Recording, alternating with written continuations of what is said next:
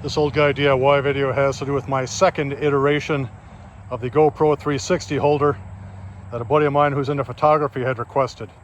So when I made the first one, I made it so these carabiners would clip onto straps that were already on the side of the bag that he had.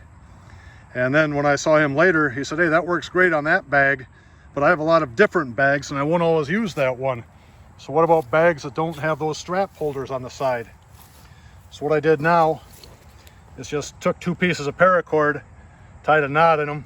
They're about 18 inches long. And by using the paracord and just running it across to the other side and tying it off on the carabiner, it makes this universal, so it'll clamp onto any bag of any size. Or if a person wanted to just put it around their body, they could do that too. But I continue to modify this thing, trying to make it easy for him to use.